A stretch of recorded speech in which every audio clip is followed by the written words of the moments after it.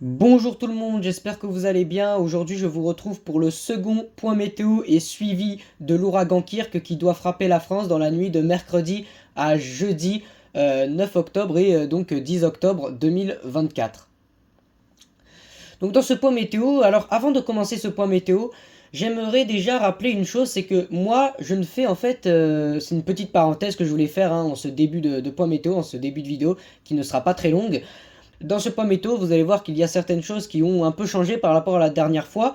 Et voilà, je voulais juste vous rappeler que je ne suis pas le seul dans ce cas-là, mais les passionnés de météo qui veulent qui veulent annoncer, finalement, prévenir, faire de la prévention face à ces systèmes dépressionnaires, les ouragans, les orages, les tempêtes, eh bien on est à 100% dépendant de ce que les modèles nous annoncent. Et donc si les modèles nous trompent, eh bien forcément nous aussi on est trompé finalement.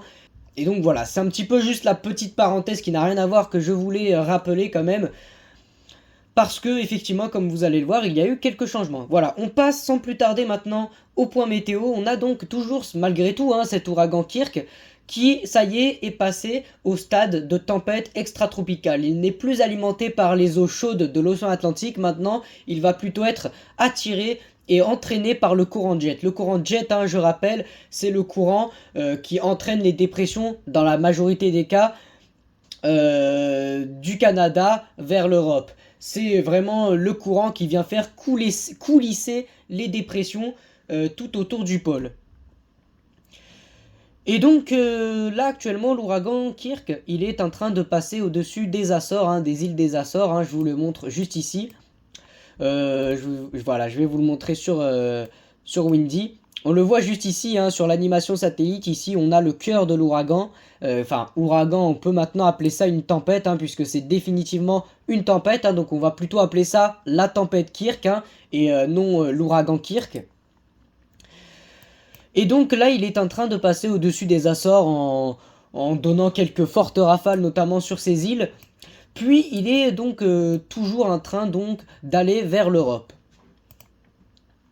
On voit notamment toujours ce tracé sur Zoom Earth qui voit la trajectoire reste quasiment la même. Par contre, la trajectoire reste quasiment la même.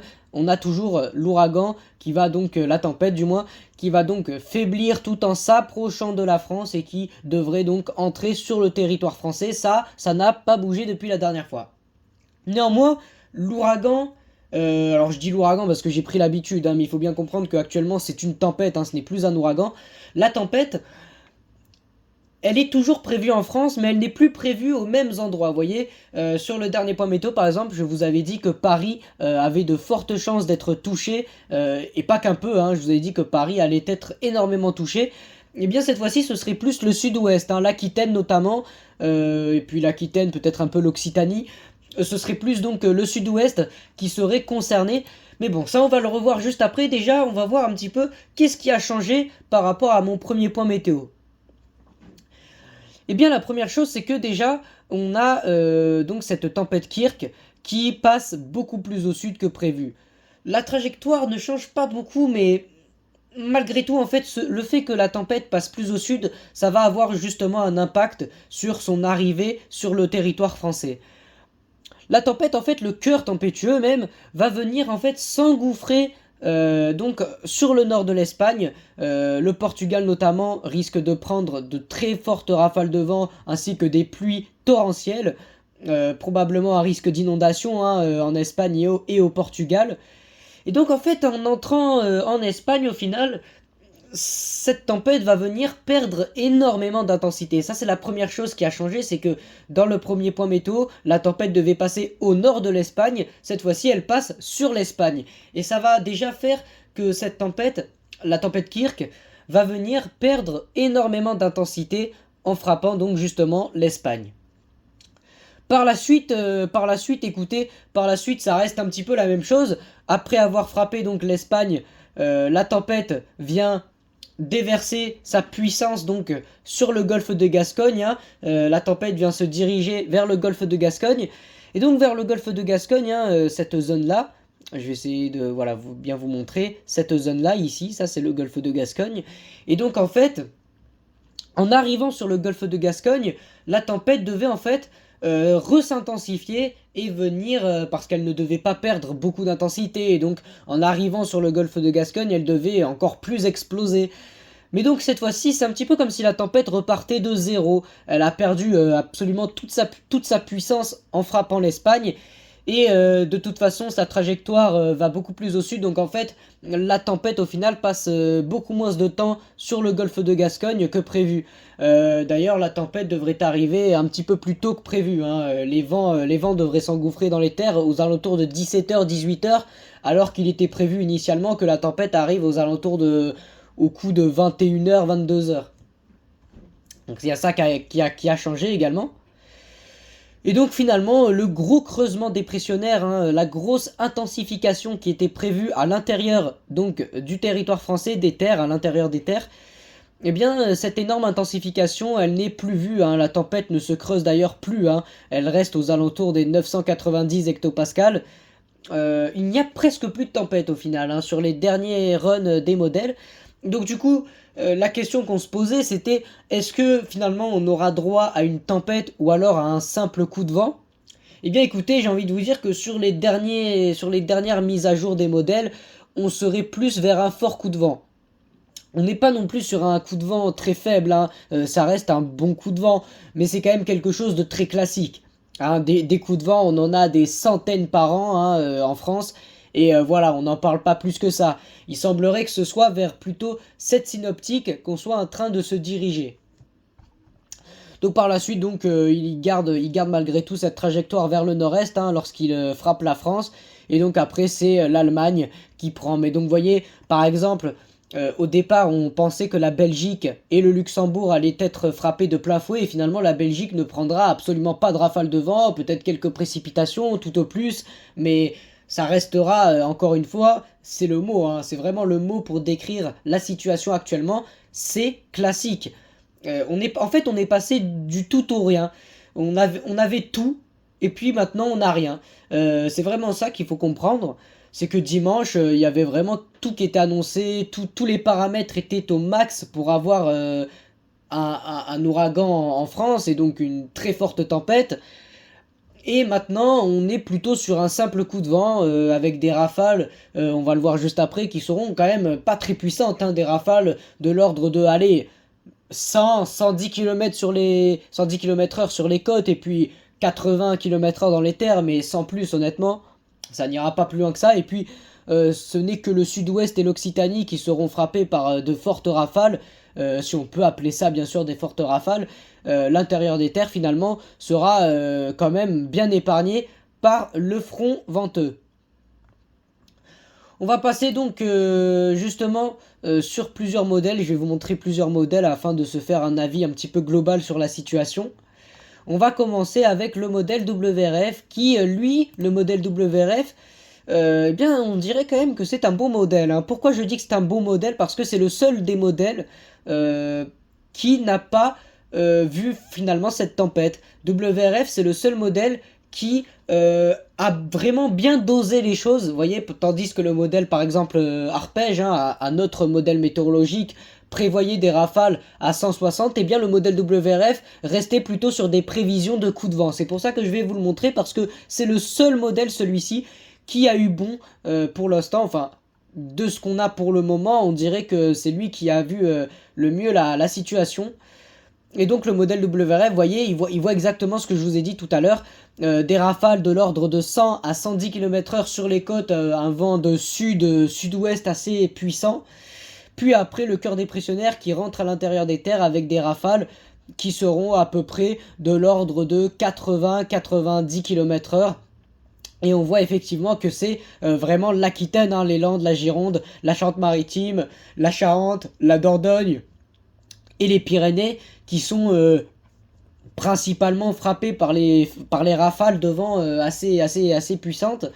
Mais finalement, vous voyez, à Paris, il y a même pas 5 km/h. Voilà, c'est ça, voilà, ça a vraiment bien changé par rapport à ce qui était prévu. La dépression en elle-même, la dépression en elle-même n'a pas été annulée, hein. Le risque de tempête est toujours là, on n'est pas à l'abri, c'est pour ça que je verrai. Alors honnêtement, ce point météo est censé être le dernier, mais je pense on verra. On verra selon comment la situation évolue, on verra si j'en refais un demain, juste avant donc l'arrivée de la tempête en elle-même. Mais en tout cas pour l'instant, eh bien écoutez, c'est pas grand-chose honnêtement qui est annoncé. Donc ce point météo, il est vraiment positif, hein. Donc on échappe à quelque chose qui allait sûrement provoquer de lourds dégâts. On échappe à quelque chose qui allait, oui, clairement causer des dégâts au niveau des arbres, au niveau de la nature, quelque chose au niveau de la végétation, pour être plus précis, quelque chose qui allait sûrement créer de fortes inondations, même si vous allez voir que le risque d'inondation, lui en revanche, il reste quand même très élevé parce que les précipitations seront quand même assez fortes, mais elles sont quand même moins fortes que ce qui était prévu. Et donc voilà, finalement, on est face à quelque chose de plus classique. Cela est dû également au système dépressionnaire, hein, le fameux système dépressionnaire, hein, je vais revenir sur cette carte. Le système dépressionnaire qui finalement attire beaucoup moins la tempête vers le nord, hein, et donc fait que cette tempête au final vient beaucoup plus frapper l'Espagne que la France. Il y a aussi ça, qu'il faut prendre en compte. En tout cas, voilà. Moi, honnêtement, voilà, je vais vous montrer du coup également d'autres modèles, le modèle arpège, hein, le modèle arpège qui est le modèle de Météo France. Le modèle arpège, donc on a ce fameux système dépressionnaire hein, qui est en train de frapper la Bretagne avec quelques rafales assez faibles.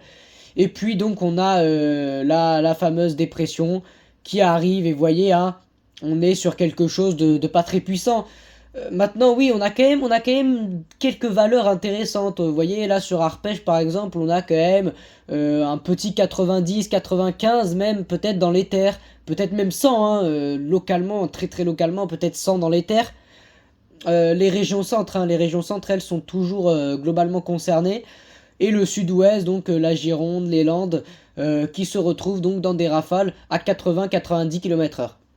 On dirait qu'on est en train plutôt d'aller donc vers ce scénario, hein, avec donc sur la façade atlantique et notamment la façade atlantique au sud-ouest de la France, en Aquitaine, euh, sur le littoral aquitain donc des rafales qui seront à peu près de l'ordre de 90, 100 km/h, peut-être 110, très très localement 110, et donc dans les terres des rafales qui seront à 80, 90 et très très localement 100 km/h.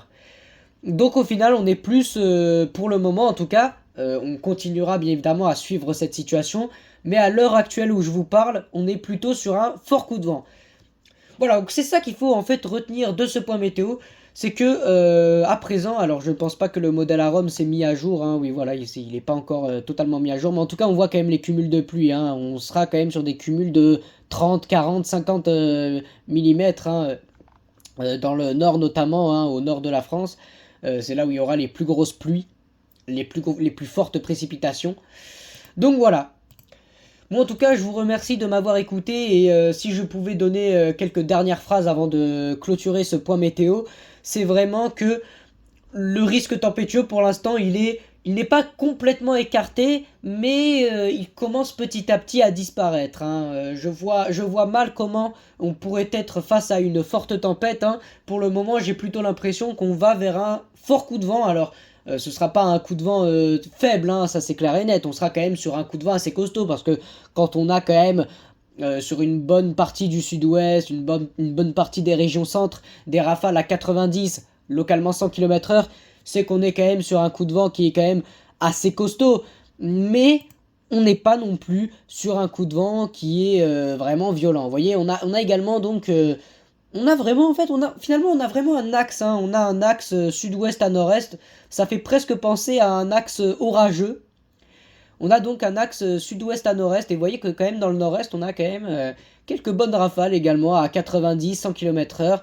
Mais voilà, le risque tempétueux, malgré tout, reste écarté pour le moment. Voilà, moi en tout cas, bah, j'espère que ce point météo aura été bien expliqué, hein, je le fais assez rapidement entre midi et 2. Moi en tout cas voilà, je vais vous laisser là, c'était Yota et je vous souhaite une agréable fin de journée.